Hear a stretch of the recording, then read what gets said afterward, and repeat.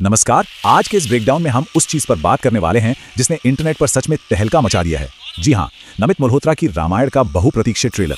इस चर्चा में हम ट्रेलर के शानदार विजुअल्स, किरदारों की गहराई और इस पूरी भव्य दुनिया को बनाने के पीछे की क्रिएटिव चॉइसेस को डिकोड करेंगे। ट्रेलर के हर एक फ्रेम में इतनी डिटेल्स हैं कि बात करने के लिए बहुत कुछ है। तो चलिए बिना टाइम वेस्ट किए सीधा शुरू करते हैं। तो आज के इस ब्रेकडाउन का रोड मैप कुछ ऐसा रहेगा। सबसे पहले बात करेंगे उस अफरा तफरी की जो इस ट्रेलर लॉन्च के दौरान हुई। फिर देखेंगे कास्टिंग और किरदारों के बीच का दिलचस्प कॉन्ट्रास्ट। इसके बाद विजुअल्स और क्रिएटिव लिबर्टीज पर नजर डालेंगे और आखिर में कुछ कमियों और फाइनल वर्डिक्ट पर बात करेंगे। चलिए अपने पहले टॉपिक से शुरुआत करते हैं, अस्त व्यस्त ट्रेलर लॉन्च।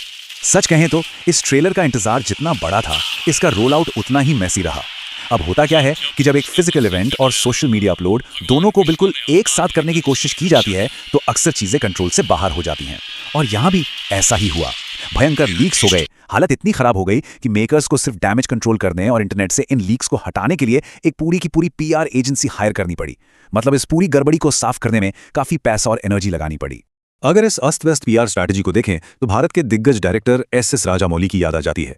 याद करें तो राजामौली ने अपने पिछले प्रोजेक्ट्स के लिए वाराणसी में जो इवेंट किया था, वहां फिजिकल और डिजिटल ट्रेलर लॉन्च की टाइमिंग एकदम परफेक्ट थी। बिना किसी लीक के क्या गजब का इवेंट मैनेज किया गया था। लेकिन रामायण के लॉन्च में वैसी प्रोफेशनलिज्म थोड़ी मिसिंग लगी। इतने बड़े स्केल की फिल्म के लिए यह देखना थोड़ा फ्रस्ट्रेटिंग जरूर था। अब आते हैं दूसरे और शायद सबसे दिलचस्प हिस्से पर, कास्टिंग और कैरेक्टर कॉन्ट्रास्ट।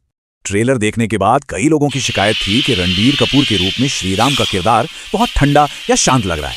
लेकिन जरा सोचने वाली बात है, आज की मॉडर्न ऑडियंस ना स्क्रीन पर टॉक्सिक अल्फा मेल यानी बहुत ज्यादा आक्रामक और हिंसक किरदारों को देखने की आदी हो चुकी है।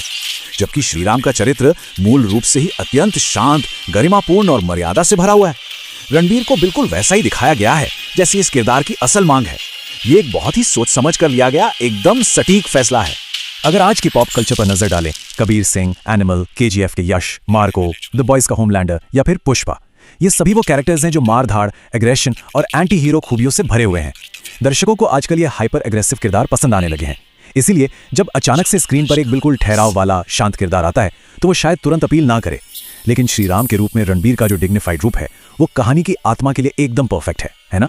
अब बाकी एंसेंबल कास्ट को देखें तो भाई यश ने रावण के रूप में जो एग्रेशन और पावर दिखाई है उसने सबका ध्यान खींच लिया है।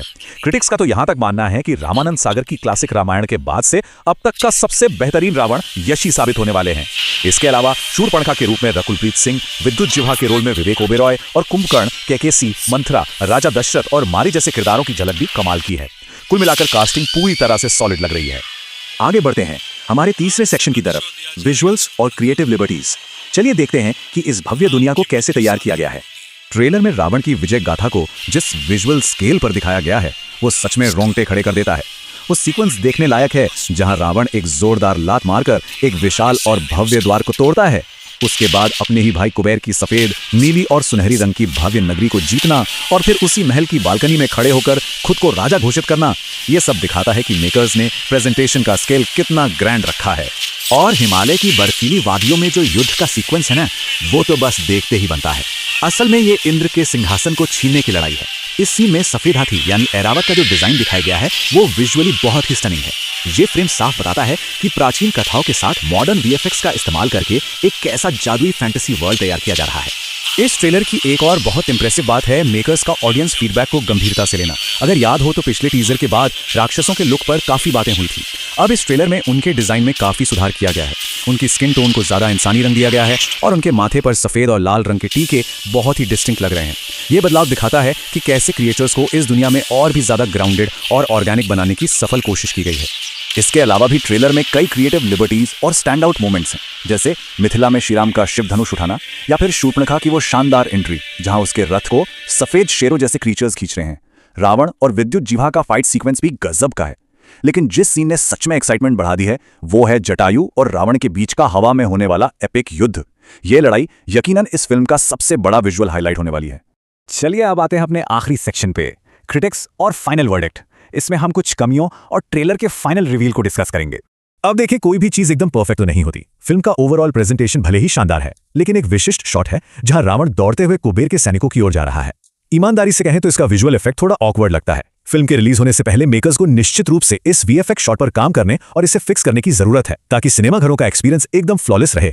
लेकिन अब बात करते हैं उस चीज की जिसने सारा हिसाब बराबर कर दिया, ट्रेलर का एपिक फाइनल शॉट। यहाँ कॉमिक बुक से सीधा निकलकर आया रावण का वो लकड़बग्घे जैसा खूंखार पालतू जानवर दिखा है जिसे क्रोधा के नाम से जाना जाता है। इसे स्क्रीन पर लाना मेकर्स का एक बहुत ही शानदार फैसला है। और उस सीन में यश के चेहरे पर जो भयंकर गुस्से के भाव है ना, वो बस कमाल हैं। ये इकलौता शॉट पूरे ट्रेलर का हाइप एकदम चरम पर पहुंचा देता है।